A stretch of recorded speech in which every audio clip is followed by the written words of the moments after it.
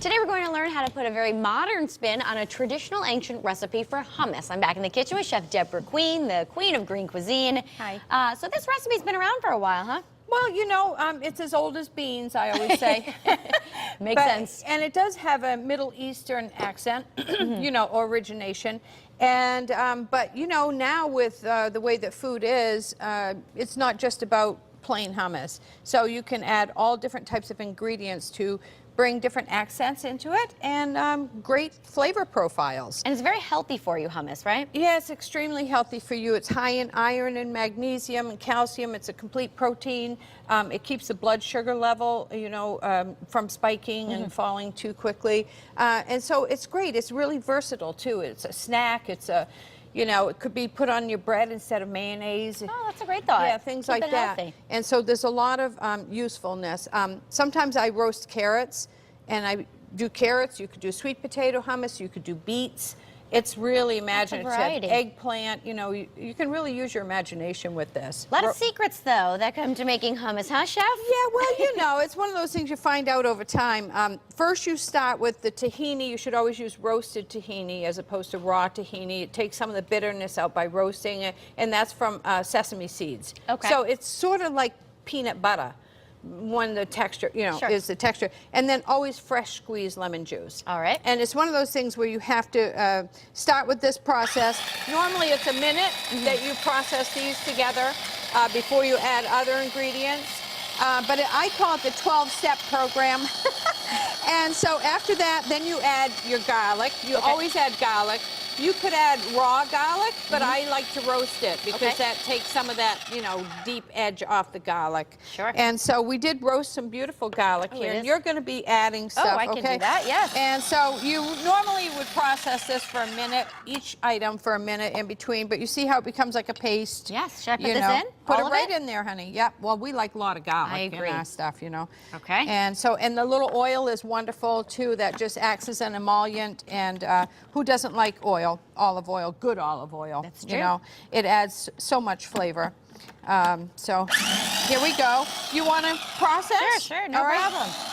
And then the next thing we'll add is the salt and pepper. Okay. And just keep processing.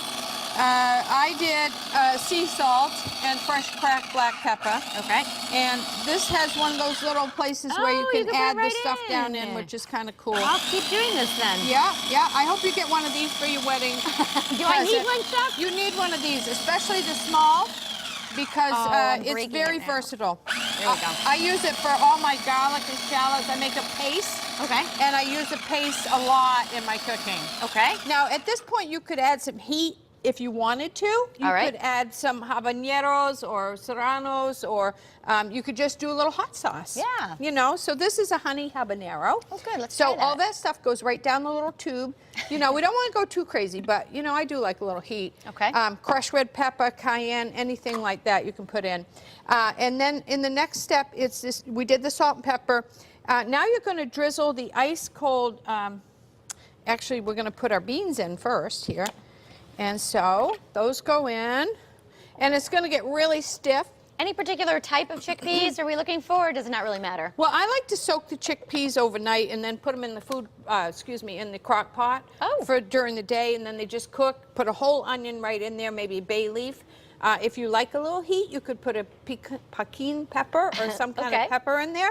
I like heat, so So you have to cook the beans first before you you cook make them all the hummus. day in the crock pot. Got it. Or you could put them in the oven or just slow cook them on top of the stove. But I like the crock pot. It does all the work for you. It's true. And what you're going to do is when we get it processed a little bit, you're going to start drizzling the ice cold.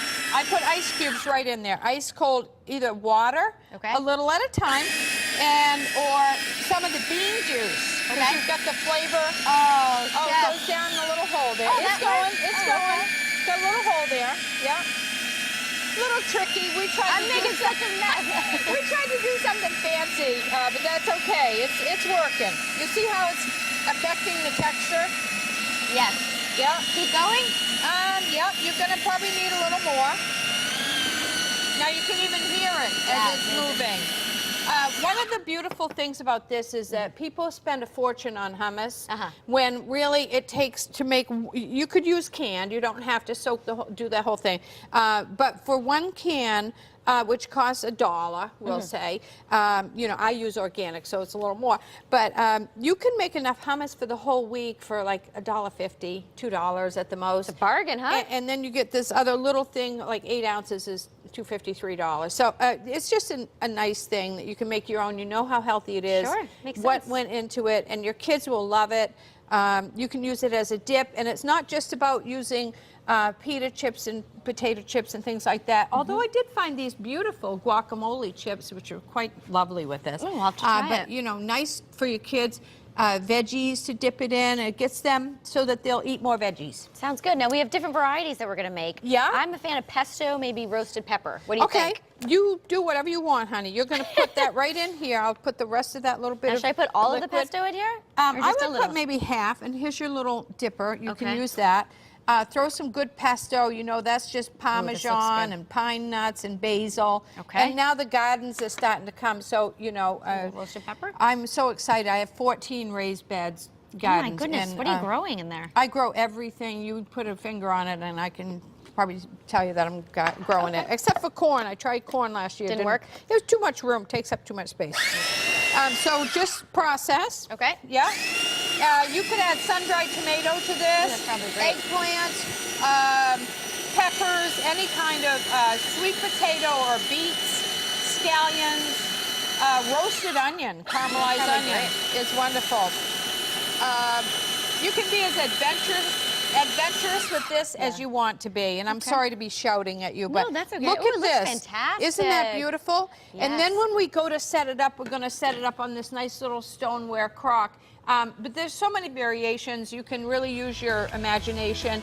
And the joy of living food is what it's all about. Sure. When we display the hummus, it'll be little hills and valleys with beautiful I love it. We'll do it at the end of the show, olive Chef. oil and stuff. Thank and you it'd be great. so much. We'll have the recipe over at WTNH.com. And coming up on stage 8, the Como Brothers perform when Style returns. We'll be right back.